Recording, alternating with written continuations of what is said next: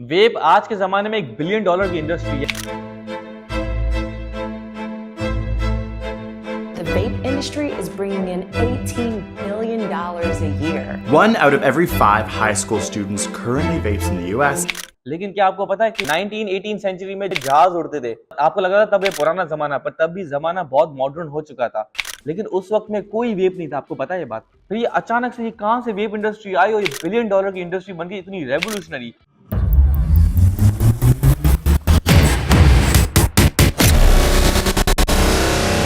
इस खतरनाक वेप इंडस्ट्री की शुरुआत होती है इस बंदे से। जी, ये एक चाइनीज नाम का बंदा है जिसका नाम है हॉन लिंक।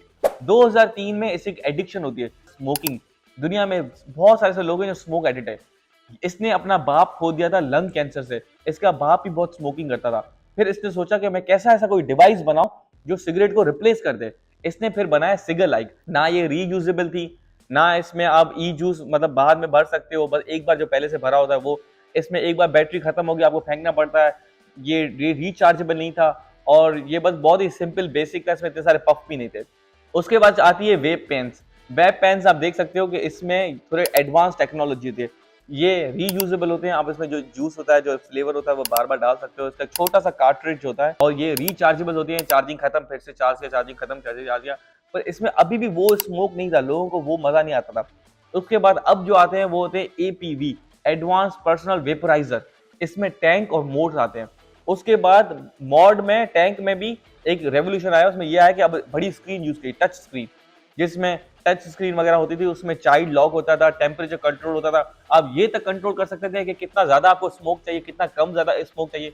बिकॉज क्या है, लोगों को मजा आता है कि स्मोक बना, और स्मोक बना के हम लोग स्नैपचैट पे स्नैप्स वगैरह लगाए, कूल लगते हैं, लोगों को कूलनेस फील होती है। तो उसमें आप देख सकते हो कि फिर मोड और टैंक आए थे, ये बहुत ज्यादा बिकने लगे। लेकिन इसमें एक चीज ये थी कि इसमें पार्ट्स भी बिकते थे, क्योंकि कभी कभी बैटरी डिटैचेबल होती थी। तो इसमें कभी कभी बैटरी का मसला आ जाता, तो बैटरी रिप्लेस हो जाती। फिर कभी को किसी को कॉइल लेनी पड़ती थी, फिर कभी किसी को ई जूस लेना पड़ता था, जो फ्लेवर होते हैं। अब जो 4th जनरेशन होगी वो इस वक्त में चल रही है। अब वेप और छोटा हो गया। अब वेप में कोई स्क्रीन नहीं, इसमें भी 2 किस्म के होते हैं। एक होता है रीयूजेबल और एक होता है डिस्पोजेबल। ये अब और कॉम्पैक्ट हो गया और छोटा हो गया। इसमें डिफरेंट कलर्स होते हैं, डिफरेंट वैरायटी हो गई, डिफरेंट साइज हो गए, लेकिन हमेशा छोटा होता है। इसमें 2 ऐसी कंपनीज मेजर होती हैं जो आके ब्रेक थ्रू करती है। एक है जूल और एक है स्योरेन। ये कंपनीज अभी बहुत टक्कर दे रही है, इनका पूरा मार्केट कैपिटलाइजेशन है। अभी हम बात करते हैं मार्केट कैपिटलाइजेशन की, कि अभी इस वक्त में अमेरिका में, पूरी दुनिया में वेप कितना बिक रहा है, कितना रेवेन्यू जनरेट हो रहा है। अगर आप इस चार्ट को देखोगे तो 2016 में जो ब्लू कलर का है वो ई सिगरेट डिवाइसेस है, और जो रेड कलर का है वो ई सिगरेट पार्ट्स है। पार्ट्स में क्या आ जाता है, लेट्स सपोज कॉइल आ गई, बैटरी आ गई, ठीक है, कभी कार्ट्रिज टूट गया, तो वो चीजें पार्ट्स में आती है, कभी टेप। और जब आप ग्रीन में देखोगे तो वो ई सिगरेट जूसेस है, लिक्विड्स हैं। तो अगर आप देखोगे डिवाइसेस कितनी बिकी हैं, तो डिवाइसेस जो होती हैं वो 200, जो ब्लू में देखोगे वो 200 मिलियन यूएसडी इन्होंने बनाई है 2016 में। ये टोटल कस्टम इंपोर्ट है, ठीक है। सेल तो पता नहीं कितने में हुआ, ये वो वैल्यू है जो अमेरिका को बताई गई थी, जो चाइना से इंपोर्ट होते हैं अमेरिका। ये बिके तो और महंगे हैं, ठीक है, तो इन्होंने रेवेन्यू और जनरेट बहुत ज्यादा किया। तो ये देख सकते हो 200 मिलियन है, और अगर आप देखोगे ई सिगरेट पार्ट्स की तो वो 100 मिलियन यूएसडी है। अगर आप 2017 में देखोगे तो ये जो डिवाइसेस होते डबल होगी, अब वो $400 मिलियन पे हैं, लेकिन जो ई सिगरेट पार्ट्स हैं वो आप देख सकते हो $300 मिलियन पे। अब 2018 में देखो, अब हम यहाँ को एक पैरानॉर्मल एक्टिविटी दिखेगी। अब आप देखोगे जो डिवाइसेस हैं वो 600 मिलियन बिके हैं, ठीक है, जो ब्लू का डिवाइस है, लेकिन जो पार्ट्स हैं वो उससे भी ज्यादा बिके हैं। वो आप देखते हो तकरीबन 700 या 700+ मिलियन डॉलर को टच कर गए। ये एक प्रॉब्लम थी जो जूल ने आइडेंटिफाई की। जूल ने आइडेंटिफाई ये किया कि भाई प्रोडक्ट ज्यादा क्यों नहीं बिक रहा, पार्ट ज्यादा क्यों बिक रहा है। हालांकि प्रॉफिट मार्जिन पार्ट में भी है, प्रोडक्ट में भी है, और लोग क्या है पार्ट्स में ज्यादा खरीद रहे हैं। जूल ने क्या किया, अब उन्होंने बना दिया एक पॉड सिस्टम। एक पॉड सिस्टम इसलिए उन्होंने बनाया था, एक ऐसा कॉम्पैक्ट स्लीक डिवाइस बना दिया जिन्होंने सोचा कि भाई ये क्या है, इसमें कोई पार्ट होगा ही नहीं। अब इस दूसरे चार्ट को आप देखें, इसमें आप चेक कर सकते हैं कि 2022 में इसका जो सिर्फ अमेरिका से जो रेवेन्यू जनरेट हुआ था वो 8.9 यूनाइटेड स्टेट्स बिलियन डॉलर्स हैं। ये किसी इंसान ने, बहुत सारे से इंसानों ने कमाया है इस बिजनेस को। आप इसमें देखें CAGR, आप देख सकते हैं इसमें CAGR क्या है, कंपाउंड एनुअल ग्रोथ रेट। जो कंपाउंड एनुअल ग्रोथ रेट है वो 29.8% है। ये आगे जाके जिसकी जो इंडस्ट्री होगी वो $80 बिलियन की इंडस्ट्री बनेगी।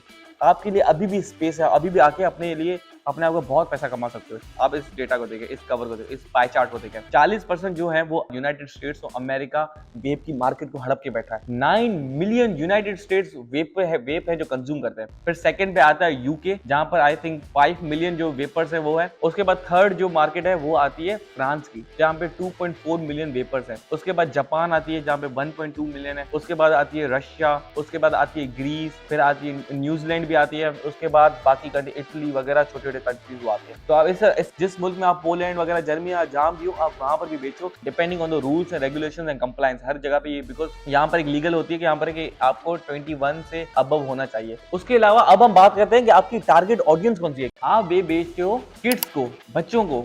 जी हाँ, मुझे पता है शॉकिंग है, रूल लॉ बोलता है, रूल बोलता है यू शुड बी अबव 21, पर बच्चे ही हैं जो इसे सबसे ज्यादा कंज्यूम करते हैं। ये नेशनल यूथ, आप ये टोबैको का सर्वे देख सकते हैं जिसमें बोला गया कि अमेरिका में हर एक बच्चा, लिटरली 4 में से एक बच्चा ऐसा तो वेप कंज्यूम है। और अमेरिका में 3 मिलियन बच्चे हैं जो हाई स्कूल में पढ़ते हैं या मिडिल स्कूल में पढ़ते हैं और वो वेप कंज्यूम करते हैं। और वो कौन सा वेप कंज्यूम करते हैं? वो वेप कंज्यूम करते हैं पॉड वाला। ये जो वेप होता है ये ऑफलाइन ज्यादा बिकता है as compare to online, because अगर ऑनलाइन आप बेचने जाओगे तो ऑनलाइन आपका फायदा तो होगा, आप पैसे भी कमाओगे, आप इवन सब्सक्रिप्शन में भी उसको बेच सकते हो। Auto ship, joule company auto ship करती है, सब्सक्रिप्शन में प्रोडक्ट बेचते हैं। अब मैं बताता हूँ कि आपने वेप बेच तो दिया, लेकिन आप जिस बच्चों को बेच रहे हो, जिस बच्चों को बेच रहे हो, वो क्यों खरीद रहे हैं? तो मैं आपको कुछ 7 ऐसी चीजें जो आपको बताता हूँ। पहला है अल्टरनेटिव स्मोकिंग। बहुत सारे ऐसे लोग होते हैं जो स्मोकिंग की तरफ होते हैं, तो इसलिए वो स्मोक को क्विट करने के लिए वेप शुरू करते हैं। ठीक है। सेकंड हो गया है रिलैक्सेशन, स्ट्रेस रिलीफ। बहुत सारे ऐसे बच्चे होते हैं जिनको लाइक डिप्रेशन होता है, तो इसलिए फिर वो वेप पीते हैं। तीसरा ये होता है फ्लेवर्स ट्राई करते हैं, डिफरेंट फ्लेवर्स होते हैं, अच्छे लगते हैं उनको। चौथा फ्लेवर रीजन ये होगा कि बिकॉज वो सोशल वेपिंग भी करते हैं, तो उनके लिए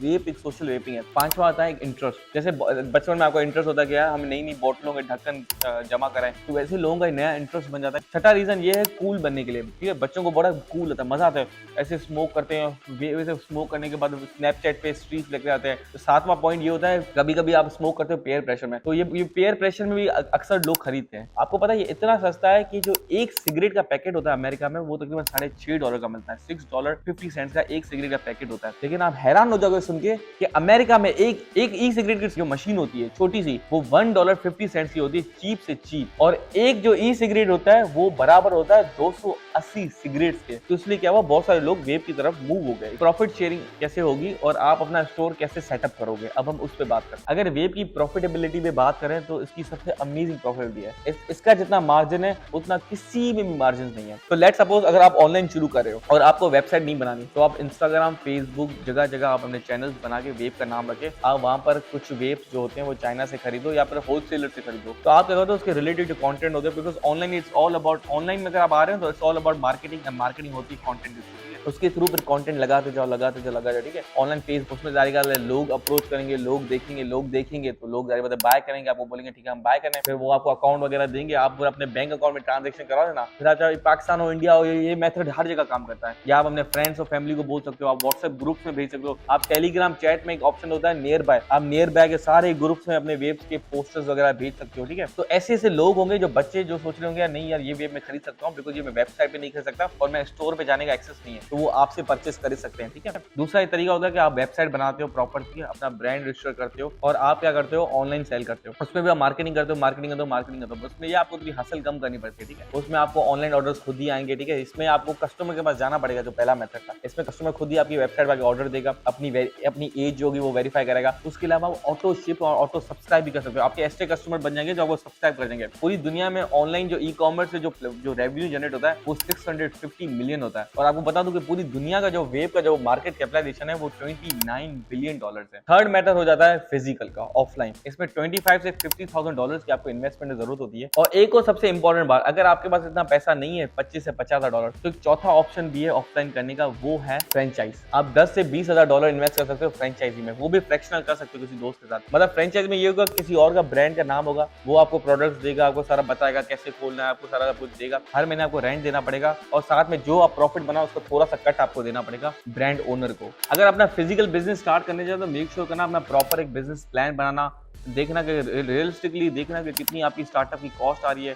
एक डिजायरेबल अपनी लोकेशन देखना स्टोर की। ठीक है। अपना बिजनेस रजिस्टर कराना, LLC बनाना, उसके फिर उसको ट्रेडमार्क करवा देना, अपने जो परमिट्स होते हैं, लाइसेंस होते हैं, वो सारी चीजें प्रॉपर्ली लेना, रिलायबल सप्लायर्स ढूंढना और एक अच्छा सा एस्टेब्लिश पीओएस सिस्टम बनाना। पीओएस सिस्टम क्या होता है? Point of sale. Point of sale वो होता है जो लेट सपोज आप अपने दुकान में जो रजिस्टर होता है या रिसेप्शन जो काउंटर कैशियर बैठता है, वो पीओएस अच्छे तरीके से प्रॉपर एक अच्छा सॉफ्टवेयर आपको लेना पड़ता है सब्सक्रिप्शन, ठीक है। अपने स्टोर का वेलकमिंग माहौल रखना, अच्छा डेकोरम रखना ताकि स्टोर आए तो लोगों को खुशी हो, अच्छी स्मेल आए उन्हें, ठीक है, परफ्यूम की। और जरूरी नहीं है कि स्टोर पे पर आप बैठो, आप किसी बंदे या किसी रेस्टोरेंट में किसी बंदे को अपनी वेज जो डेली वेज होती है वो उसे रख देना और आप फिर दुनिया घूमना एंजॉय करना, ठीक है। अब हम बात करते हैं कि इसने कितने लोगों को बिलियनियर बनाया। आए एक एक करके देखते हैं कि कौन है इस टॉप लिस्ट में। तो सबसे पहले तो ये दो बंदे आते हैं जिसका नाम है एडम बोवेन एंड जेम्स मोंसीस। ये दो स्टैनफोर्ड से पढ़े हुए बंदे हैं जिन्होंने जूल कंपनी फाइंड की और वो कंपनी अब billions of dollar revenue generate करी है। फिर निखिल नायक आते हैं, ये माय वॉन्ट इरल कंपनी फाइंड करते हैं, ये ऑस्ट्रेलियन वेपिंग कंपनी होती है। उसके बाद आ जाते हैं चैन ज़ेपिंग,